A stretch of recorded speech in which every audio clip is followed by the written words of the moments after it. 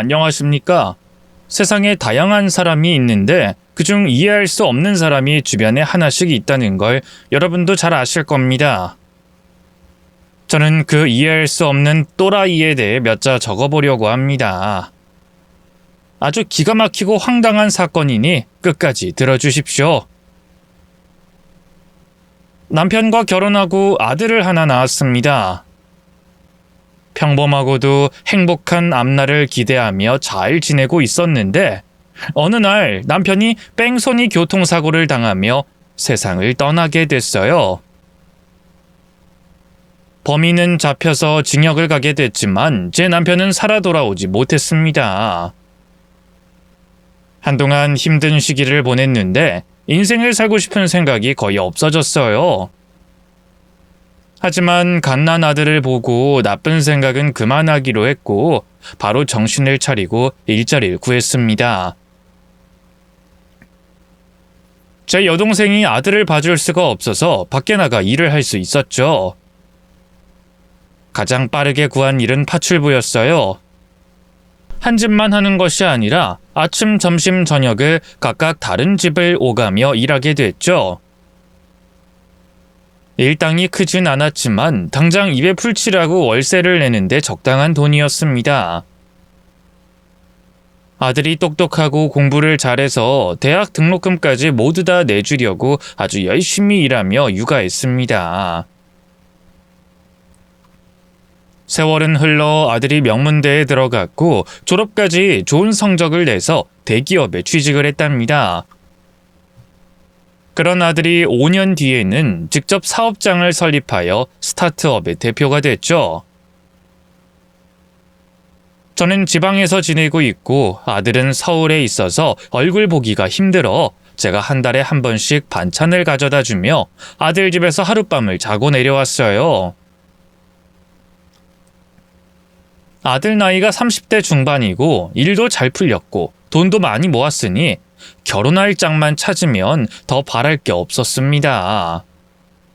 그런데 몇 달 뒤 아들 녀석이 결혼할 짝을 데리고 제가 있는 지방으로 내려왔어요.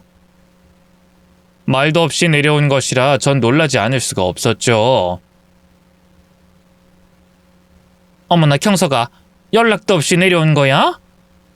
이 아가씨는 누구니? 누구겠어. 엄마가 그렇게 결혼하라고 노래를 부르셔서 내가 짝 찾아왔죠. 소개할게. 내 여자친구 이미령이고요. 서양 화가고 해외에서 살다가 온 여자예요. 안녕하세요 어머님. 경석 씨와 교제하고 있는 이미령이라고 합니다. 아이고 곱기도 해라. 반가워요. 아이 우리 아들이 반할만 하네. 어서 앉아요. 내가 맛있는 밥 차려줄게요. 갑작스레 아들이 여자를 데리고 와서 놀라긴 했지만 아주 기분 좋은 놀람이었어요. 기분 좋게 식사를 준비했고 아들 애인과 대화를 나눠보니 조신하고 교양 있는 데다 성품이 훌륭한 여자 같았어요. 곧 아들은 둘이 결혼하겠다고 말하며 절 또다시 놀라게 했죠. 예비 며느리의 부모님과 상견례 자리에서 만나게 됐는데 집안 자체가 부자인데다 많이 배우신 분들이더라고요. 제가 못 배워서 기가 죽을 것 같았는데 사돈 부부가 겸손한 분들이라 아주 당당하게 목소리를 내어 즐거운 시간을 가졌습니다. 그런데 식당에서 나와 주차장으로 걸어가던 중 어떤 사람이 미끄러져 넘어지자 충격적인 장면을 봤습니다. 며느리가 입을 크게 벌리고 웃더라고요. 아, 웃겨 죽겠네. 아, 배야. 아, 오늘 진짜 웃기네. 아, 다들 안 웃기세요? 그러자 사돈어른이 인상을 쓰며 며느리를 혼내더군요. 너 또 이러는 거냐? 제발 그러지 좀 말라고 몇 번을 말해. 아이 사돈 죄송합니다. 우리 딸이 철이 없어서 이런 결례를 하게 됐네요. 아, 네. 다음부턴 안 그러겠죠. 그렇지, 새아가? 아, 네네. 어머님 죄송해요. 제가 웃음이 한번 터지면 쉽게 그치지 않아서요. 그날 며느리의 행동이 마음에 들지 않았지만 그거 하나로 결혼을 취소할 이유는 되지 않았기 때문에 그냥 참고 넘어갔습니다. 그렇게 아들과 며느리가 결혼식을 올리고 서울의 좋은 아파트로 신혼집을 마련했습니다. 아들이 결혼할 때 주려고 모은 통장을 내밀어 집을 사는데 큰 보탬이 되었네요. 이후 아들 부부는 서울에서 바삐 사느라 제가 있는 지방엔 한 번도 내려오지 못했어요. 그래서 제가 한 번씩 찾아가면 늘 아들 혼자 신혼집에 있더군요. 경서가, 네 천 어딜 갔길래 저녁이 돼도 집에 안 오는 거냐? 그 집사람이 곧 전시회를 열어서 준비가 한창이에요. 그림 그리느라 여념이 없거든요. 아무리 바빠도 잠은 집에서 잘 거 아니니. 밤 10시가 되도록 안 오는 건 좀 아닌 것 같구나.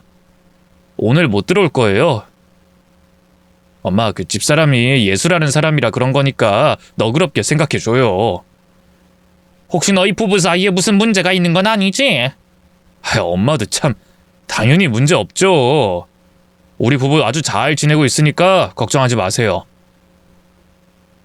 아들 보러 간 거기도 하지만 며느리가 어떻게 지내는지 궁금해서 찾아갔는데 얼굴을 못 본 건 물론이고 살림을 제대로 하지 않아 집안이 어수선했습니다. 그래서 집을 깨끗이 치워주고 냉장고에 반찬을 꽉 채워주고 돌아왔네요. 집에 돌아오니 며느리에게서 바로 연락이 왔어요. 자기가 바빠서 얼굴을 뵙지 못해 죄송하다며 다음엔 꼭 반갑게 만나자고 하더군요. 그리고 몇 달 뒤 아들이 혼자 제 집으로 찾아왔어요. 사업이 크게 성공했다며 저에게 선물을 주겠다고 찾아왔답니다. 엄마, 이제 고생 그만하세요. 이 아들이 효도 좀 해볼랍니다. 사업이 잘 된다더니 기가 살았구나.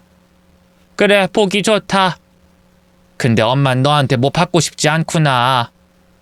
엄마는 지금도 충분히 잘 먹고 잘 살고 있으니 네 처랑 잘 지내기나 해. 그리고 너희 나이도 있으니 어서 이세 가져야지. 엄마한테 효도하고 싶으면 손주나 빨리 낳아줘라. 그건 그거대로 최선을 다하고 있어요. 엄마, 내가 집 하나 샀어요. 여기서 5분 거리에 있는 전원주택인데 어딘지 알죠? 거긴 우리 이장님이 살다 나간 곳이잖아. 네, 그 집 제가 엄마 명의로 샀습니다. 오늘 계약하고 왔다고요. 뭐야? 아니, 그 집이 한두 푼 하는 것도 아닌데 뭐하러 큰 돈을 써? 말씀드렸잖아요. 효도 좀 하겠다고. 엄마, 이제 파출부도 그만두세요. 제가 카드랑 용돈 드릴 테니까 앞으로는 제가 주는 돈 펑펑 쓰면서 편하게 지내세요. 아이고, 말년에 이게 웬 횡재야?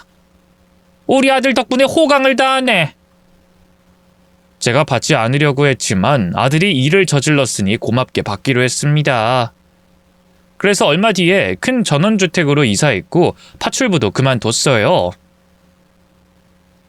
텃밭을 가꾸고 화분을 키우는 재미로 살았죠.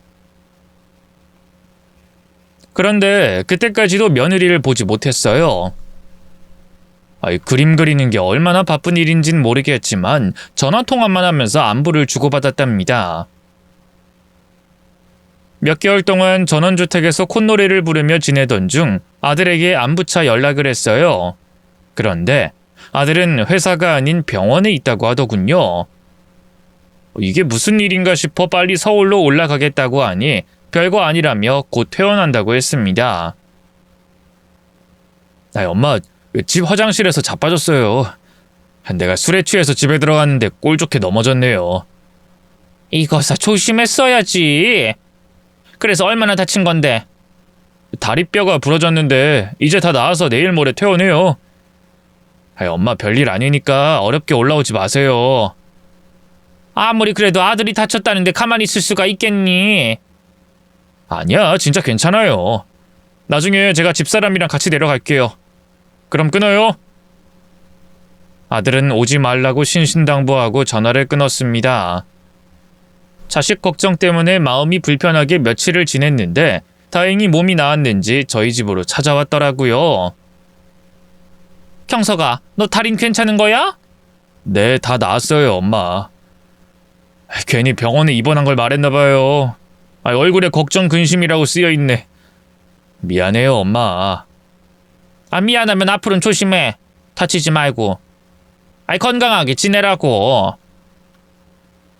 근데 네 처는 또 같이 안 온 거냐? 네, 요즘 집사람이 더더욱 바빠져서. 뭐가 그렇게 바쁘길래 얼굴 한번 보는 게 힘드니? 아무래도 느낌이 이상하다. 너희 부부 분명히 무슨 문제가 있는 것 같아. 혹시 새애기가 바람 피우고 있는 거 아니냐? 제 물음에 아들은 깜짝 놀라며 얼굴이 빨개지더군요. 아니에요. 그럴 리가요. 엄마, 절대 그런 일 없으니까 괜히 오해하지 마세요. 그런 오해를 안 할 수가 있겠니? 내 얼굴 보면 안 되는 이유가 있으니까 그러는 거 아니겠어? 게다가 새애기가 보통 예쁜 게 아니잖아. 또 집안도 부자고 직업도 서양 화가니 달려드는 남자들 없겠어? 경서가, 너 솔직히 말해봐. 네 처랑 사이가 심하게 틀어진 거냐? 사실은 조금 틀어졌어요. 역시 내 말이 맞네. 무슨 문제야? 바람이니? 아니, 그게 아니고 실은 제 사업에 차질이 생겼어요. 사업? 얼마 전까지 대박이라고 좋아했잖니. 게다가 나한테 근사한 집까지 사주고 말이야. 그랬는데 사정이 있어서 운영하는 게 힘들어져서 잠시 접었어요. 아유, 그런 일이 있었구나. 그래서 네 처가 실망해서 집을 나가기라도 한 거야?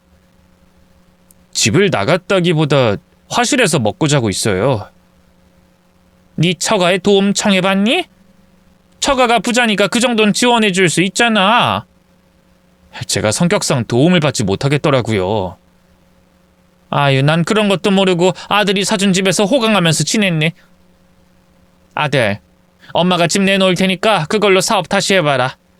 넌 똑똑한 놈이니 다시 시작해도 충분히 해낼 거야. 아니에요. 엄마한테 선물로 드린 건데 그걸 도로 빼앗아 오라뇨. 절대 그럴 수 없어요. 이 녀석아, 엄마는 이런 큰 집에 사는 것보다 네가 잘 사는 게 우선인 사람이야. 거절하지 말고 무조건 받아. 엄마, 미안해요. 아들은 기죽은 목소리로 사과했고 전 바로 집을 내놓고 열흘 만에 팔려 다시 작은 방으로 이사했고 집을 판 돈과 제가 노후를 위해 모아둔 돈을 아들에게 건네줬습니다. 한사코 받지 않겠다는 거 억지로 손에 쥐어지고 왔죠. 그래서 저는 다시 파출부 일을 하며 소소하고 평범하게 아주 잘 지냈습니다. 시간이 조금 더 흘러 아들이 결혼한 지 10개월쯤 지나고 서울로 향했어요. 아들 좋아하는 반찬을 가득 들고 찾아갔죠. 이번에도 며느린 보이지 않았습니다. 도대체 네 처는 뭐하는 사람이냐? 어른이 오면 한 번이라도 얼굴을 비춰야 하는 거 아니야? 해도 해도 너무하네. 엄마, 그 집사람이 지금 해외에 나가 있어요. 그림 때문에 비즈니스하러 미국에 갔어요. 미국? 그걸 내가 믿어야 하는 거 맞니? 엄마, 그럼 제가 거짓말 하겠어요? 네 처 너무 수상하다. 바람 피우고 그러는 거 아니냐? 해외에서 살다 와서 개방적인 면이 있어서 이 남자 저 남자 다 만나고 다니는 게 아닐까 걱정이야. 그런 건 절대 아니에요. 에휴, 내가 아들 장가 보내놓고 며느리 얼굴 한 번을 못 보니 참 어이가 없을 뿐이다. 근데 경석이 너 얼굴에 그거 멍이냐? 또 다친 거야? 이거요? 자다가 벽에 부딪힌 모양이에요. 일어나 보니까 욱신되더라고요. 네가 그렇게 무딘 녀석이 아닌데 왜 자꾸 다치는 건지 모르겠다. 벌써 두 번째지? 좀 이상해 보이죠? 사실 사업하느라 스트레스가 심해서 자주 체하기도 하고 힘없이 주저앉은 적도 있어요. 근데 사업이 풀리면 다 정상적으로 돌아올 거예요. 안 되겠다. 온 김에 우리 아들 보약 한 제 지어주고 내려가야겠다. 엄마, 그러지 마세요. 엄마가 주는 대로 받아. 너 몸 관리 잘해야 할 나이야. 나중에 골병 들어서 힘들어할 일 없도록 미리미리 예방해야 한다고. 아무튼 아주 좋은 걸로 지어올 테니까 넌 집에서 쉬고 있어라. 그래서 서울에서 가장 유명하다는 한약방을 찾아 좋은 재료를 엄청 많이 넣은 보약 한 재를 지었습니다. 그리고 한 달이 지났을까 보험 아줌마한테 연락이 왔어요. 여사님, 저예요. 보험 설계사요. 네, 알아요. 전화번호 저장돼 있습니다. 근데 무슨 일로? 아드님이 병원에 입원하셨나 봐요. 보험금 청구했길래 크게 다쳤는지 여쭤보려고 연락했어요. 뭐라고요? 우리 아들이 다쳐서 병원에 입원했다고요? 난 아무것도 몰랐는데. 아유, 저런. 아드님이 말씀하지 않았나 봐요. 보험금 청구서에 병원명 있으니까 한번 가보세요. 보험 설계사가 친절하게 서울의 어느 병원이라고 일러줘서 쉽게 찾아갈 수 있었습니다. 지난번에 다친 것과 비교도 안 되게 심하게 다쳐서 입원한 아들을 봤어요. 머리와 다리, 팔과 몸에도 붕대를 감고 있었죠. 예, 경서가. 엄마? 엄마가 어떻게 알고 여기로 오셨어요? 이 녀석아, 이렇게 크게 다쳤는데 엄마한테 말도 안 한 거야? 세상에, 도대체 무슨 일이 있었던 거야? 아이고, 하나님, 우리 아들이 왜 이런 꼴이 됐습니까? 주여, 지금 네 몸은 어떻게 된 거야? 설명해봐. 사무실 나오면서 계단에 굴렀어요. 팔다리가 부러지고 뇌진탕에, 그리고 갈비뼈에 금이 갔대요. 아우, 넌 도대체 정신을 어디에 두고 다니는 거야? 이렇게 다치면 엄마 속에 시커멓게 타들어가는 건 모르니? 지난번에 전화로 다친 걸 말씀드렸을 때 크게 걱정하셨잖아요. 그래서 일부러 연락하지 않았어요. 아이고, 이 답답아. 내가 너 때문에 속이 터져 제명에 못 살겠다. 그래서 얼마나 입원해야 하니? 치료는 어디까지 한 거야? 다리에 철심 박아서 오래 입원해야 할 것 같아요. 그래도 거동은 가능해요, 엄마. 자랑이다. 30대 아들이 거동은 아무 문제 없다고 말하니까 엄마 기분이 아주 날아갈 것 같구나. 이렇게 대답해야 하냐? 엄마, 잔소리 좀 그만해줘요. 말할 때마다 갈비뼈가 아파요. 전 주변을 돌아보고 한마디 했습니다. 네 처는? 집사람은 왔다가 화실로 갔어요. 또 바쁘다는 거냐? 걔도 참 대단하다. 서방이 이렇게 심하게 다쳤는데도 일이 손에 잡힌다니? 그러게요. 집사람이 워낙 그림에 빠져 살고 있어서요. 근데 저녁 되면 들를 거예요. 그래, 참 좋기도 하겠다. 내가 오늘 며느리 얼굴 보면 단단히 혼내줘야겠다. 결혼한 이후로 한 번도 얼굴 못 본 것도 기가 막힌데 지 신랑이 이 꼴로 입원했는데도 일하러 나갔다고 하니 한 소리 해야겠다. 엄마, 섭섭한 건 알겠는데 너무 그러지 마요. 뭘 그러지 말라는 거냐? 네 처가 밖으로만 두니까 걱정되니까 한 소리 꼭 해야겠다. 아무리 화가 나도 가정생활에 충실해야 하는 건 필수 아니냐? 더 바쁜 사람들도 가정을 돌보면서 산다고. 그렇다고 내가 큰 걸 바랐냐? 그저 너랑 잘 지내길 바랐는데 어떻게 된 게 내가 올 때마다 집에 붙어있거나 네 옆에 있던 적이 없는 거야? 아들은 제가 맞는 말만 하니 대답을 못하더라고요. 그래서 따끔하게 뭐라 하려고 마음먹었고 아들이 약을 먹고 잠이 들었고 혼자 물끄러미 아들을 내려다보며 한숨을 연신 내쉬었어요. 젊은 녀석이 다친 걸 보니 마음이 몹시 안 좋았답니다. 이윽고 9시가 돼서야 며느리가 얼굴을 드러냈습니다. 결혼한 지 1년 만에 저와 만난 순간이었죠.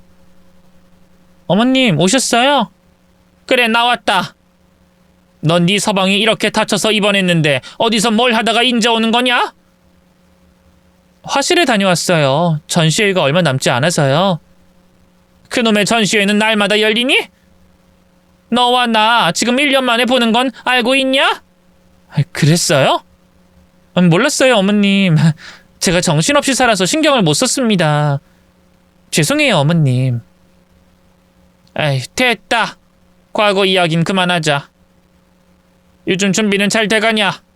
네, 그럭저럭요. 나도 네 전시회 놀러 가도 되겠냐? 제 전시회요? 왜 그렇게 놀라니? 나 같은 시골 촌년은 가면 안 되는 곳이야? 내가 가면 창피하냐? 아니요, 그럴 리가 있겠어요, 어머님. 당연히 와주시면 저야 영광이죠. 아, 어머님, 전화가 들어오네요. 잠시 통화 좀 하고 올게요. 며느리가 병실에서 나가 복도에서 통화를 하길래 뭔지 궁금해서 엿들어 보기로 했어요. 수상한 게 한두 가지가 아니었으니 뭐라도 귀에 들리면 꼬투리를 잡을 생각이었죠. 잠시 후 며느리의 낄낄대는 웃음소리가 시작되더군요. 오빠, 그렇게 보고 싶어? 그럼 비행기 타고 날아와. 오빠가 보고 싶어 하는 거 내가 제대로 보여줄게. 그동안 노력해서 엄청 잘 빠졌다고. 그렇다니까. 오빠한테 내가 다 보여줄 수 있지. 내 남편? 뭐 그냥 그래. 내 걸 봐도 흥미가 없는지 시큰둥하네. 여하튼 얼른 날아와서 내 걸 다 봐줘. 응? 분명히 며느리가 외간 남자와 통화를 했고 뭘 보여주네 잘 빠졌네 하면서 뽀뽀까지 쪽쪽 하는 걸 들어보니 이건 분명한 바람이었어요. 병실 문을 열고 복도로 나가 며느리의 팔을 잡고 구석으로 끌고 갔습니다. 너 방금 통화한 남자 누구야? 너 바람 피우지? 어머님, 뭐라고요? 제가 바람을요? 절대 아니에요. 이게 어디서 거짓말이야? 네가 하는 말 다 들었어. 네가 다 보여준다고, 잘 빠졌다고 하는 거 다 들었다고. 뽀뽀까지 하는 거 다 들었는데 어디서 발뺌이야? 전 며느리의 머리채를 잡고 비상계단의 문을 열었습니다. 아, 어머님, 진짜 아니에요. 미국에 사는 저희 친오빠예요. 정말이에요. 핸드폰 확인해 보세요. 웃기고 있네. 넌 친오빠한테 그렇게 전화로 쪽쪽 빨아대는 주접을 싸냐? 미국에서는 가족끼리 이렇게 지내요. 물론 아닌 사람들도 있지만 저희 식구들은 친밀감이 워낙 강해서 서로를 끔찍하게 아낀다고요. 그리고 보여준다는 건 그림이에요. 제가 그린 그림을 빠짐없이 다 보여주겠다고 말한 거라고요. 닥쳐! 내가 속을 것 같아? 그리고 핸드폰 이름을 네 오빠 이름으로 저장했겠지? 나 바보 아니다. 어머님, 그럼 통화해보세요. 제발 머리채 좀 놓아주시고 직접 확인해보란 말이에요. 아! 한참 동안 며느리의 머리채를 잡아채서 뒤흔들다가 하도 억울하다고 해서 핸드폰을 빼앗아 통화 버튼을 눌렀습니다. 그런데 상견례 때 들었던 사돈총각의 목소리가 맞았습니다. 게다가 상견례 때 나눴던 대화를 기억한다며 이야기를 하길래 제가 제대로 실수한 걸 깨달았죠. 세아가, 내가 미안하다. 괜한 오해를 했다. 괜찮아요. 그럴 수도 있죠. 그럼 너 바람 안 피우는 거니? 너 맨날 밖으로 도는 것 같은데 만나는 애인 같은 거 없는 거야? 어머님, 말도 안 돼요. 제가 바람 피운다고 누가 그래요? 혹시 그이가 저를 의심하고 있나요? 아니, 내가 의심했다. 매번 서울 올 때마다 보이지도 않고 어딜 나가 있으니 의심하고 있었다고. 아니에요, 어머님. 절대 아니니까 제발 저 좀 믿어주세요. 네가 결혼하고 1년 동안 고작 한 번 봤다. 오늘 말이야. 근데 내가 너에 대해서 뭘 얼마나 알겠니? 난 아직 믿음이 가지 않는다. 그렇게 못 믿겠으면 저랑 화실 가보실래요? 제가 그린 그림 보여드릴게요. 얼마나 열심히 그림에 충실했는지 보여드리면 되지 않을까요? 화실? 그래, 한번 가보자. 좋다. 며느리가 통화한 남자는 분명히 친오빠였는데 저는 다른 남자가 분명히 있을 거라 장담하며 며느리 뒤를 따라갔습니다. 엘리베이터를 타고 병원 1층으로 내려갔는데 휠체어 탄 노인이 저희 고부 앞에서 넘어졌습니다. 아이고, 어르신 괜찮아요? 제가 도와드릴게요. 세아가, 너도 돕거라.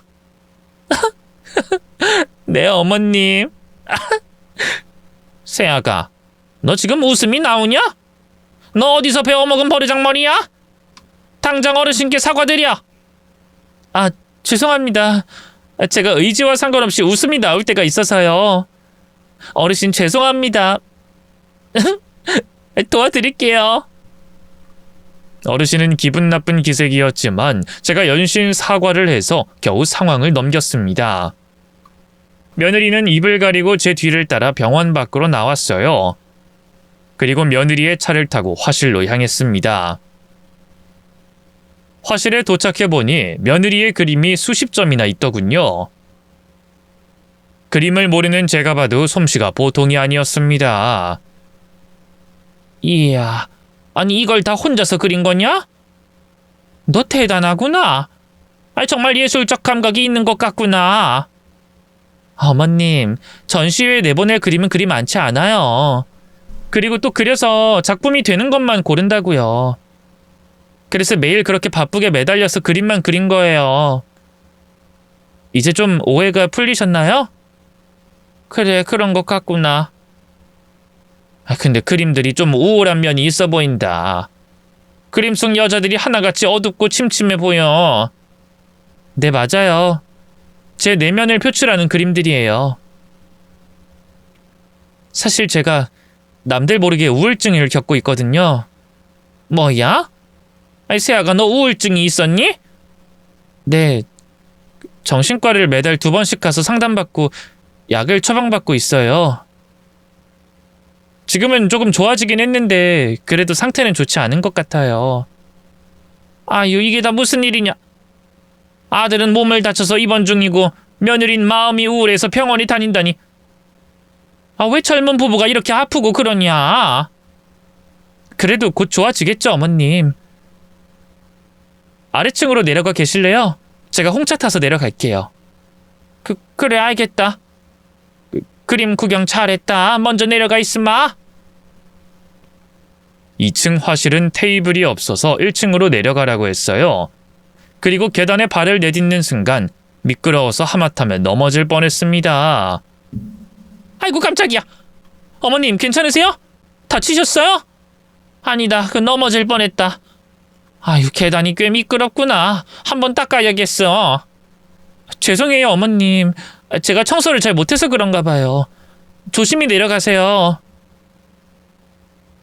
저는 난간을 잡고 천천히 1층으로 내려갔습니다.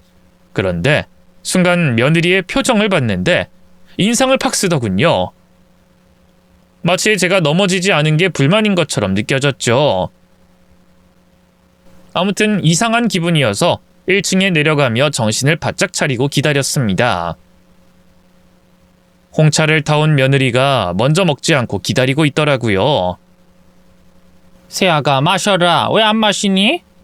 어머님이 먼저 드셔야 제가 마시죠. 그 순간 또 찌릿하고 이상한 느낌이 들었습니다. 저는 홍차를 마시면 안 될 것 같은 기분이었죠. 세아가, 네 잔이 예쁘구나. 우리 잔을 바꿔서 마시는 게 어떻겠니? 네? 어머님, 설마 제가 홍차에 뭘 탔을까봐 그러시는 거예요? 어머님 지금 절 이상한 여자로 생각하시는 거예요? 아니다, 절대 그런 거 아니야. 난 네 잔이 예뻐서 바꿔 마시고 싶은 거야. 그리고 그렇게 웃지 마라. 무섭구나. 농담이에요, 어머님. 당연히 바꿔드릴 수 있죠. 그리고 제가 웃음이 많아서 저도 모르게 웃음이 나와요. 의사 선생님이 그러는데 우울증이 심하다 보면 이런 현상이 일어난대요. 아, 그래서 그렇게 웃었던 거냐? 난 몰랐다. 네가 이상한 게만 느껴졌어. 아무튼 오해해서 미안하구나. 아니에요, 어머님. 자, 여기 제 잔으로 드세요. 아, 제가 먼저 마실 테니 따라서 드세요. 제가 의심하는 걸 재밌게 키득거리면서 홍차에 입을 대더군요. 며느리가 왜 그렇게 남을 비웃는지 이유를 알았으니 이해하고 넘어갔어요. 잠시 후 저도 따라서 홍차에 입을 댔습니다. 다행히 홍차는 문제가 없었고 아주 맛있게 잘 마셨습니다. 그리고 화실을 나와 아들과 며느리가 지내는 신혼집으로 가기로 했죠. 어머님, 저희 집에서 주무시고 내일 아침에 같이 병원에 가도록 해요. 내일은 저도 시간을 낼 수 있으니 같이 움직이면 좋을 것 같아요. 아이고 그래 그러자꾸나. 결혼식 이후에 처음 만나는 며느리라 어렵고 조심스러웠는데 먼저 집으로 가서 잠을 자자고 하니 고맙구나. 제가 그동안 너무 안일하게 지냈던 것 같아요. 너그러이 이해해 주세요, 어머님. 그때까지도 저는 며느리를 완벽하게 믿지 않았습니다. 화실에서 신혼집까지 차로 30분 거리였어요. 도착해보니 집안은 엉망이어서 도저히 가만히 앉아서 쉴 수 없을 것 같았어요. 청소기부터 돌리려고 하니 며느리가 말리더군요. 어머님, 제가 치울게요. 나중에 제가 다 치우겠습니다. 그냥 편하게 계세요. 아니야, 노인네가 잠이 없어서 이런 거라도 해야 잠을 잘 수 있다. 그러세요? 그럼 이왕 청소하시는 거 화장실도 좀 해주시겠어요? 화장실? 그래, 뭐 내가 할 수 있는 곳은 다 깨끗이 청소하마. 네, 그럼 전 빨래 좀 하고 있을게요. 그리고 어머님 주무실 방에 침대 시트도 새로 깔아드리고 이불도 새로 꺼내놓을게요. 그냥 아무 데서나 배 깔고 자도 되는데. 고맙구나. 그럼 청소할 테니 너도 일 보거라. 그리하여 방과 거실, 주방을 쓸고 닦았고 화장실에 들어가 바닥 청소를 시작했습니다. 깨끗해 보여 할 게 없어 보였지만 일단 세제를 바닥에 뿌렸죠. 그런데 그 순간 뒤에서 누군가가 절 밀어버렸어요. 저는 세면대에 손을 뻗어 겨우 넘어지지 않았죠. 뭐 하는 짓이야? 뭐야? 어디 갔어? 며느라! 네, 어머님. 무슨 일 있으세요? 무슨 일이 있냐고? 방금 네가 날 밀었잖니? 제가요? 죄송해요, 어머님. 웃음이 저도 모르게 나왔어요. 근데 제가 그런 나쁜 짓을 했을 리가 없잖아요. 제가 무슨 이유로 그런 못된 행동을 하겠어요? 그리고 저는 안방에서 빨래 개고 있었어요. 분명히 누군가 날 뒤에서 밀었다. 그래서 넘어질 뻔했고. 네가 아니면 누가 날 밀었다는 거지? 이 집엔 어머님과 저뿐이에요. 근데 전 어머님을 밀지 않았어요. 억울해요, 어머님. 제가 바보도 아니고 며느리가 절 밀어버린 걸 뻔히 아는데 거짓말을 그렇게 실감나게 하니 가소롭고 기가 막히더라고요. 잠시 생각에 잠겼는데 아무래도 며느리와 아들이 다친 것에 연관이 되어 있는 것 같았습니다. 아마 상간남이 있을 테고 그놈과 둘이 살려고 아들을 해치려고 의도한 것이라는 생각이 들었습니다. 그리고 방금 저를 해치려고 한 것 같은 느낌이 들었죠. 청소를 대충 마무리하고 손님 방에 들어갔더니 며느리가 따라 들어오며 끝까지 자기가 밀지 않았다고 변명했어요. 어머님, 전 밀지 않았어요. 정말이에요. 그래, 알았다. 내가 괜한 오해를 했다. 됐니? 이제 그만 가서 자라. 어머님, 아직도 절 의심하고 계시잖아요. 저 정말 억울해요. 며느라, 너 진짜 정체가 뭐니? 솔직하게 말해봐라. 너 바람 피우는 거 맞지? 그래서 내 아들 그렇게 만들어버린 거 아니야? 상간남이랑 새로 시작하려고 말이야. 어머님, 전 하늘에 맹세코 바람 피우지 않았어요. 왜 이렇게 저를 이상한 여자로 몰고 그러세요? 네가 날 밀었으니까 하는 소리지? 아직도 안 믿으시는 거예요? 도대체 제가 어떻게 해야 제 말 믿으시겠어요? 나 잘 테니까 건들지 마라. 괜히 새벽에 들어와서 허튼 짓 할 생각하지 마라. 어머님, 너무하세요. 제가 무슨 허튼 짓을 한다고 그러세요? 어서 네 방 가서 잠이나 자라. 내가 오늘 화장실에서 넘어져 송장 치를 뻔해서 그런지 온몸이 떨리는구나. 어서 자라. 저는 방문을 잠그고 침대에 누웠습니다. 그리고 잠은 자지 않았어요. 며느리가 무슨 짓을 할까봐 긴장이 되어 가만히 누워만 있었죠. 2시간 뒤 거실에서 우는 소리가 들렸어요. 문에 귀를 가져다 대니 며느리의 울음소리가 잘 들렸습니다. 엄마, 나야? 미국에서 지내는 건 어때? 살만해? 엄마, 난 힘들어. 남편은 몸을 다쳐서 병원에 입원했어. 사업은 당연히 망했고. 그리고 집에 시어머니가 오셨는데 날 바람난 여자로 착각하고 계셔. 뿐만 아니라 내가 어머님을 해치려고 했대. 정말 미치겠어, 나. 이런 취급 당하면서까지 결혼 생활 해야 해? 엄마, 보고 싶어. 나 잘못한 거 하나도 없는데 왜 자꾸 이상한 여자로 의심받는지 모르겠어. 며느리는 미국에 있는 사돈과 통화 중이었고 제가 외도한 여자라고 의심하는 걸 말하며 울었고, 제가 혼자 넘어질 뻔한 걸 자기가 밀었다고 몰아서 속상하다고 오열하더군요. 그 말을 듣고 다시 상황을 떠올려 봤는데 진짜 누가 민 게 아니라 바닥이 미끄러워서 넘어질 뻔한 걸 괜히 의심한 게 아닐까 하는 생각이 들었습니다. 그 순간 많이 놀라서 정확하게 기억이 나진 않았지만 며느리는 분명히 안방에서 달려나왔었죠. 그래서 전 실수한 것이라 판단하고 문을 열고 거실로 나갔습니다. 세아가, 너 우니? 어머님 안 주무셨어요? 그래, 네가 울고 있는 것 같아서 나와봤다. 예, 내가 실수를 한 것 같구나. 괜히 널 의심해서 이상한 사람으로 몰았던 것 같아. 사과하마. 미안하다, 세아가. 어머님 정말 심하셨어요. 제가 바람 피우는 여자라고 의심하더니 제가 어머님을 해치려고 한 미친 여자로 의심하셨잖아요. 아유, 미안하다. 아이, 미안해, 세아가.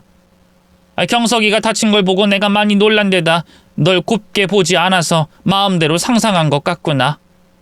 미안하다. 들어보니 저도 잘한 게 없네요. 그동안 어머님 찾아뵙지 못하고 오늘에서야 만나게 됐잖아요. 어머님, 앞으로 자주 뵐게요. 제가 맛있는 것도 많이 해드리고 여행도 같이 모시고 갈게요. 그래. 알았으니 이제 그만 울거라. 이 쉐미가 못나서 미안하다. 며느리에게 진심 어린 사과를 하고 겨우 달래서 잠을 재웠습니다.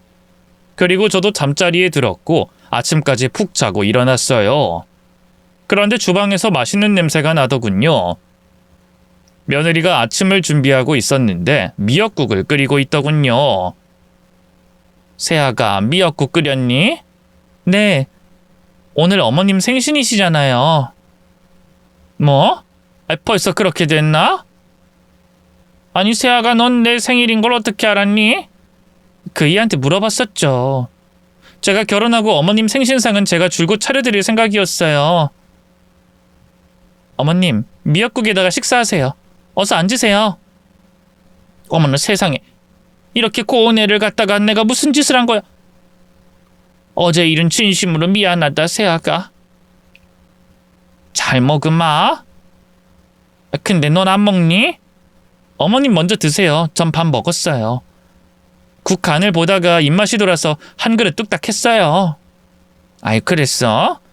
그럼 잘 먹으마. 고맙다, 세아가.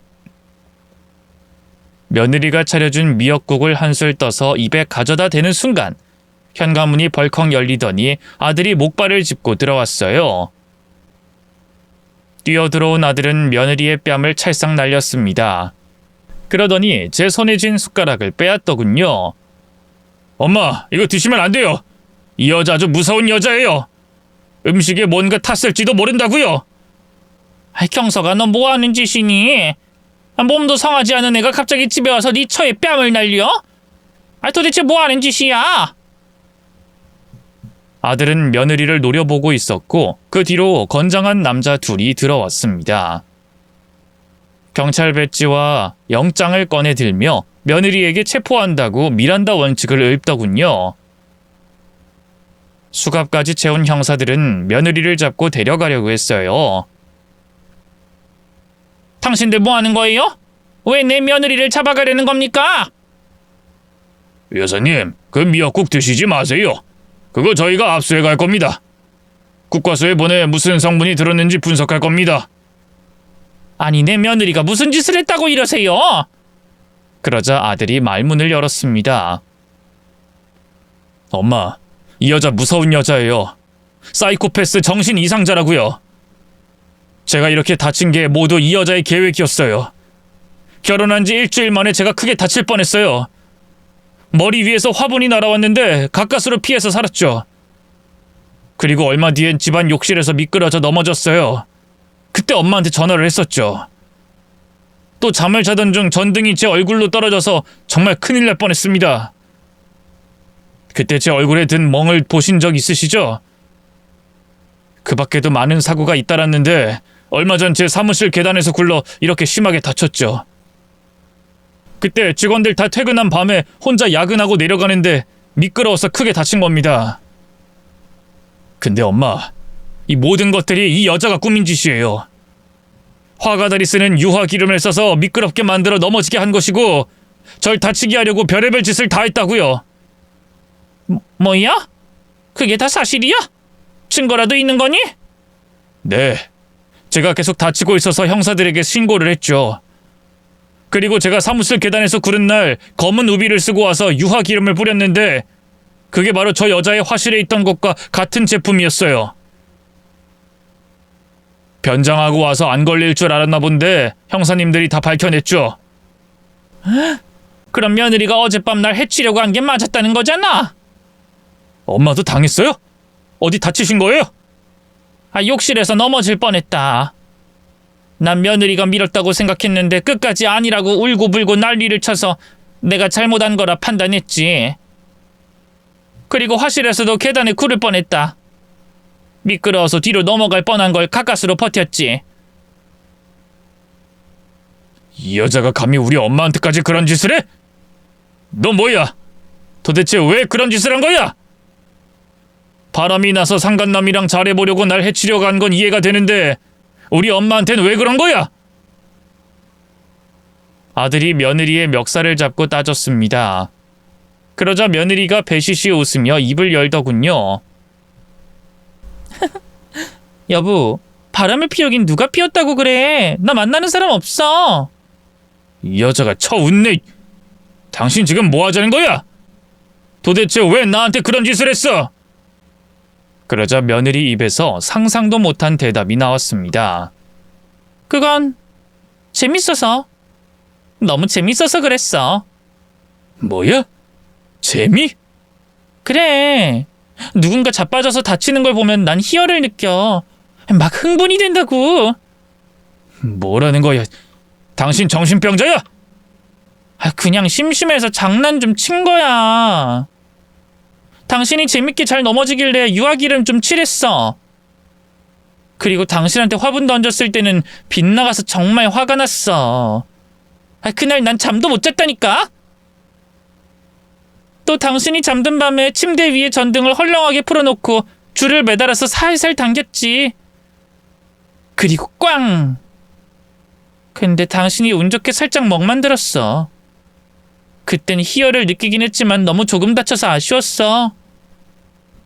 근데 사무실에서 야근하고 나와 계단에서 훌렁 굴러버리는 걸 봤을 땐 진짜 쾌감이 장난 아니었어. 그때만 생각하면 짜릿해 미칠 것 같다고. 당신 진짜 또라이였구나. 바람을 피운 것도 아니고 보험금을 받으려고 그런 짓을 한 것도 아니었어. 그저 남이 다치는 걸 보고 희열을 느끼는 상또라이였어. 여보, 그렇다고 날 이렇게 신고해서 잡으면 어떡해. 그럼 난 무슨 재미로 살라고. 당신 괴롭히는 재미로 잘 살고 있었는데 내 꼴이 이게 뭐야. 끝까지 대단하네. 형사님들, 이 또라이 좀 빨리 데려가 주세요. 여보, 아니 어머님, 어젯밤 용케 잘 넘어가셨어요? 계단에서 안 구르고 욕실에서 제가 밀었는데도 잘 버티시더라고요. 아까워라. 재밌는 구경 할 수 있었을 텐데. 어머님 운이 참 좋으세요? 며느리 네가 한 짓이 맞았어. 내가 의심한 게 아니라 진실이었어. 새벽에 네 모친과 전화통화해서 억울하다고 말한 것도 모두 꾸며낸 거지? 맞아요. 근데 어머님, 전 먹는 거에 장난은 안 해요. 그런 재미없는 건 취급 안 한다고요. 자빠지고 깨지고 부러지는 걸 봐야만 희열을 느낀다고요. 저런 개또라이. 너라는 사이코가 내 며느리이자 내 아들의 아내였다니 정말 소름 끼치게 무섭다. 아무튼 이렇게 됐으니 전 나가볼게요. 어머님이랑 당신 용케 잘 버텼어. 다음에 보는 날 있으면 내가 재밌게 놀려줄게. 난 여기서 끝난 게 아니라고. 다시 나오면 그땐 진짜 골로 보내줄게. 반성이라는 걸 모르는 며느리는 그대로 형사들에게 끌려나갔습니다. 저와 아들은 식탁에 앉아 손으로 머리를 받치고 긴 한숨을 연거푸 내셨습니다. 아휴, 경서가 이게 무슨 일이냐? 이유 없이 그냥 재미로 다치게 했다고? 엄마, 저도 저 여자가 바람 피우는 줄 알았어요. 그래서 날 해치려고 하는 줄 알았는데 그게 아니라 단순한 흥미를 위해서라뇨. 진짜 또라이였어요. 너무 허무하고 황당하다. 어쩌다 저런 애가 우리랑 엮이게 된 건지. 죄송해요. 제가 여자 보는 눈이 없나 봐요. 아무튼 무사하니 그만 잊어버리자, 경서가. 너 지금 움직여도 되는 거야? 얼른 병원에 가자. 아들은 철심박은 다리로 뛰어와 상태가 더욱 안 좋아졌습니다. 저는 병원으로 빨리 데려가서 다리 상태를 확인하고 붕대를 새로 갈아달라고 했습니다. 다행히 덧난 부분이 없었습니다. 그리고 미역국을 국과수에서 검사했는데 아무런 물질이 들어가지 않았다고 합니다. 정말 며느리는 남이 다치는 것으로 희열을 느끼는 정신병자였습니다. 얼마 뒤 아들이 퇴원하고 법정의 피해자로 서게 됐는데 정신나간 며느리는 피고인석에 앉아서 배시시 웃고 있더군요. 저게 연기인지 진짜인지 도무지 분간이 되지 않았습니다. 상해죄로 감옥에 가게 된 며느리는 얼마 뒤 정신병원에 입원하게 됐어요. 단순한 사이코패스가 아니라 수시로 다른 재소자들을 다치게 할 우려가 있어 그렇게 결정됐답니다. 세상에 재미로 사람을 다치게 하는 괴물 보신 적 있으신가요? 세상에 또라이가 워낙 많으니 그런 괴물과 부딪힌 적이 있는 분이 계시겠죠. 제 아들은 곧 정신병원에 있는 며느리에게 이혼 소송을 해서 남남이 됐고 서울 생활을 접고 제가 있는 지방으로 내려왔습니다. 경서가, 네 능력이면 무엇이든 다시 시작해도 성공할 거야. 서울에 남아있지 뭐하러 내려왔어? 엄마 지켜드리려고요. 날 지켜? 야, 그 또라이는 이제 정신병원에서 못 나올 텐데 무슨 걱정을 하냐? 또 다른 또라이가 나타나면 어떡해요? 제가 당해보니까 보통 일 아니에요. 아무튼 전 여기서 사업할 거고 그럭저럭 먹고 살 만큼 일하면서 살 거예요. 무리하게 일하지 않고 여유롭게 지낼 거라고요. 그래, 그건 좋은 생각이다. 괜히 밤새워가며 고생하는 것보다 일도 하고 잘 쉬기도 하면서 지내야 좋지. 아무튼 난 네가 여기서 제대로 된 여자 만나면 좋겠다. 그렇게 말했더니 아들 녀석이 입을 떡하니 벌리며 말하더군요. 엄마, 제가 재혼을 하겠어요? 그 무시무시한 일을 겪었는데. 엄마, 난 여자가 무서워요. 다시는 결혼도 연애도 하지 않고 엄마랑 둘이서 살 거예요. 얘가 징그러운 소리 하고 있네. 됐거든. 나도 내 인생이라는 게 있다고. 하지만 아들은 자기가 효자 노릇을 톡톡히 하겠다며 제 집에서 지냈어요. 곧 사업을 시작했는데 대박까지는 아니고 중박을 터뜨려서 그런 대로 먹고 살만했답니다. 저는 파출부 일을 계속하고 있었고요. 그러다 아들이 깜짝 놀랄 만한 일을 저질러 버렸습니다. 경서가, 이 아가씨 누구냐? 엄마, 그게 엄마가 할머니가 되게 생겼어요. 얘가 뭐라는 거야? 할머니? 설마 너 사고 쳤니? 네, 엄마. 제 여자친구인데 얼마 전에 임신했대요. 뭐야? 아니, 너 여자는 앞으로 절대 만나지 않겠다면서 벌써 애인이 생긴 거야?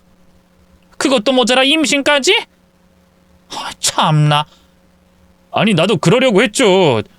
근데 이렇게 예쁜 아가씨가 나한테 관심을 주니까 혹하고 넘어가 버렸죠. 이 여잔 또라이 아니에요. 자기야, 맞지? 제 아들이 눈치 없게 말하자 예비 며느리가 웃으며 대답하더군요. 맞아요, 어머님. 저 정신 이상자 아니에요. 이희한테 다 들었는데 전 그런 사람 아닙니다. 제 손으로 개미 한 마리도 못 죽여요. 들었지, 엄마? 이젠 진짜 내 짝을 찾은 거야. 나 두 번째 결혼은 절대 실패하지 않는다고. 그래, 좋다. 한번 믿어보자. 둘이 잘 살아봐라. 그렇게 아들이 데리고 온 여자는 곧 제 며느리가 됐고 이듬해 멋진 손자를 출산했습니다. 전 손자가 너무 예뻐서 파출부 일을 관두고 육아 비용을 받으며 손자를 돌보며 지내고 있답니다. 지금 행복한 순간이 지속되다 보니 전에 있었던 사건을 웃으면서 말할 수 있게 되어 사연을 적게 돼 보내드리게 됐네요. 그럼 여기서 인사를 드리고 떠나겠습니다. 제 사연을 들어주셔서 고맙습니다. 안녕히 계세요.